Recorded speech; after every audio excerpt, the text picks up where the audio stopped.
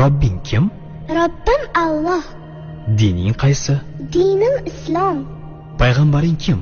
Payg'ambarim Muhammad sallallohu alayhi vasallam. Kitobing qaysi? Kitobim Qur'oni Karim. Tilaging nima? Tilagim iymon.